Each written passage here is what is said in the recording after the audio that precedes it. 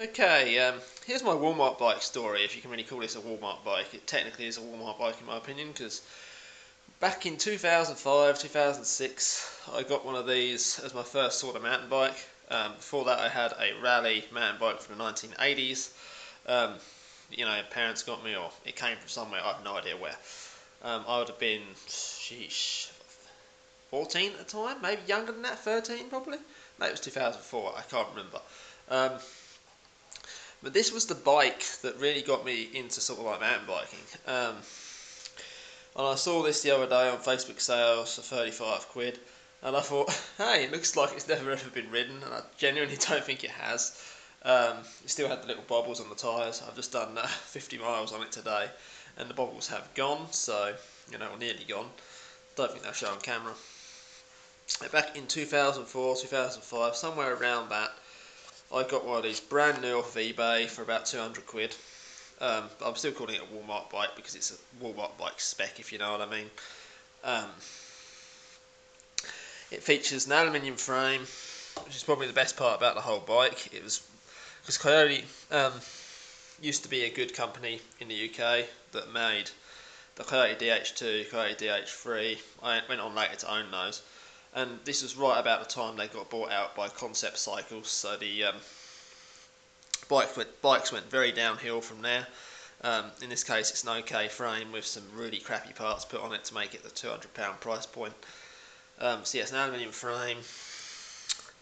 Got a gusset here that the cable also have a slot for the cables to go through.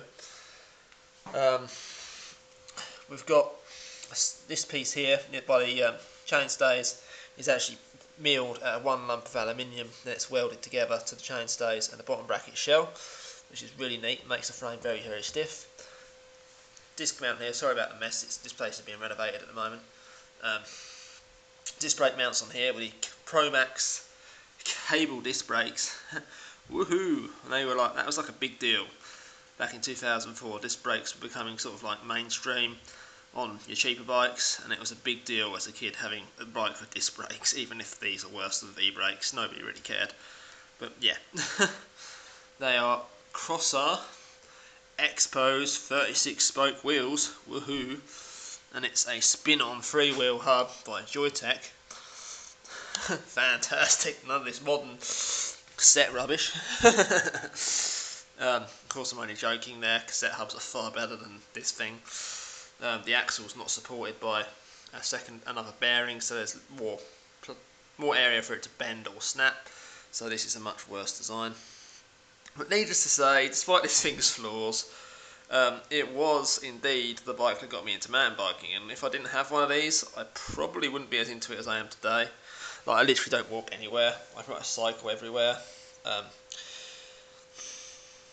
Cycle to work, about 30 mile round trip every day. If it wasn't for this thing, I probably wouldn't be, as fit and healthy as I am now.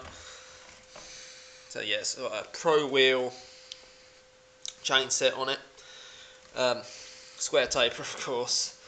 The gears are, I don't know if I've said, Shimano SIS on the front, which is the absolute bottom of the line, and Shimano Tawny on the rear, which is like second from bottom of the line. It's a 3x7 setup, so there's 3 cogs on the front, 7 cogs on the rear. It's got an A-head headset. That means that the stem is clamped by those 2 bolts here onto the steer tube of the fork, which is still better than a quill stem by even a long way. And it has the trigger shifters here, so you change this one, this one, and this one. On the front, this one's up, this one's down. It's switched over on the rear. This one's down and this one's up. For those who've not, suspension forks are really poor on this. They are Zoom, but they do have aluminium lowers, so it's not steel lowers, so they don't corrode and have loads of play like some of the really shitty bikes. But they are pretty poor. 40mm of travel. 40mm of travel. Yeah, as you can see, this thing's actually in pretty good condition. Like, it's hardly even been used. My plans for this is to use this as a work hack, because things are a lot of more expensive bikes like the B-Twin. The rear cog is about £50 for a 10-speed cassette. The chain is about £20.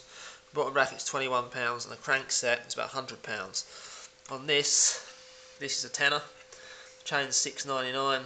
The derailleur, if it does die, is about $14.99. I can get one for about tenner though. And the crank set's $12.99 off eBay, and the bottom bracket's £6.99. So it's a lot cheaper. We're going to see how long this transmission lasts in the UK weather. It's really shit and wet at the moment. Riding it to work. Remember, it only cost about 35 quid. And yeah, this is so yeah, not all. So just because you buy a Walmart bike doesn't mean to say you won't get into cycling. And this was one of the better Walmart bikes. The frame was actually decent. The geometry was decent for the time. It's a bit steep nowadays, but it really was the bike that got me into mountain biking. It's quite funny to look back on it and see how bad it is compared to a better quality bike. But it's still if you've on a limited budget and you just have that idea it won't go away, and you're like, I must get that bike. Maybe it will pay off. Although I generally recommend buying used, but yeah, this was the first bike to get me into mountain biking, and yeah, it came like this with the mudguard, the saddlebag, the saddle 35. So let me know in the comments if you have a bike you particularly remember getting into mountain biking with. Yeah, that concludes this video.